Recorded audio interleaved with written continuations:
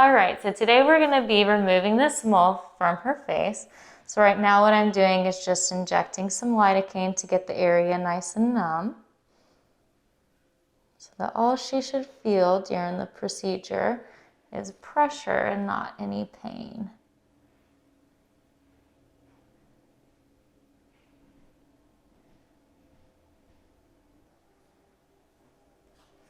And so some of the reasons that we excise moles and take moles off, number one, if a patient just doesn't like the appearance of the mole. The other reason is if the moles look concerning, we often send them to pathologists just so we know what kind of mole it is. There's a lot of different types of moles.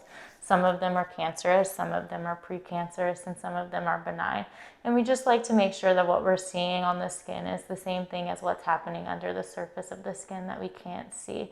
So the moles can kind of go into different layers of the skin, and depending on the depth of the mole can kind of depend on the severity and the nature of the mole. So typically most moles on most human beings are going to just be on the top layer of the skin, and those are pretty benign. However, some moles can go into different layers of the skin and be more invasive, and those are the ones that we do not like, that we definitely want to have looked at and removed.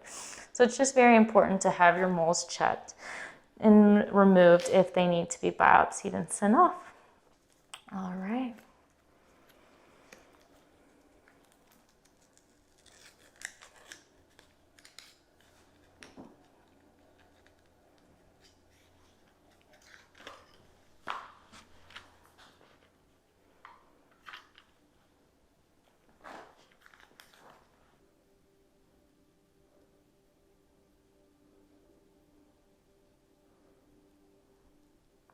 Feeling anything? Mm-mm.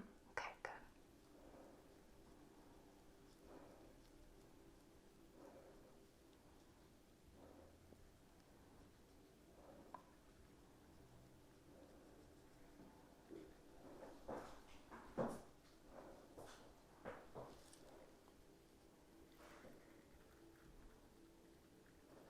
Good. All right. Just going to apply a little pressure really quickly.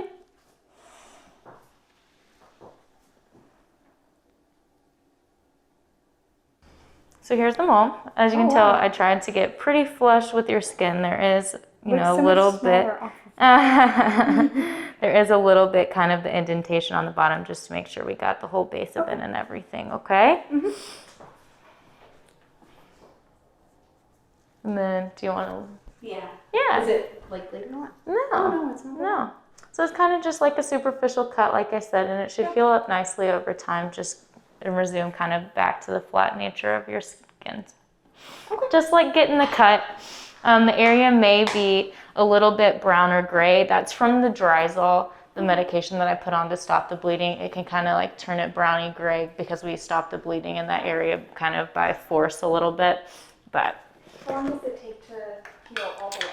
Healing all the way, typically we like to see, and normally within like a couple days, you'll kind of see that the discoloration has gone away.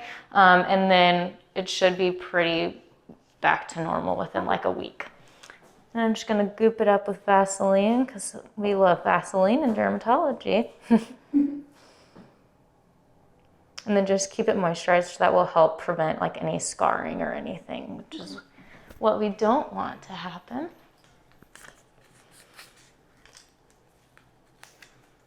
And moist skin heals better than dry skin. All right, and I'm really sorry about this. There you go.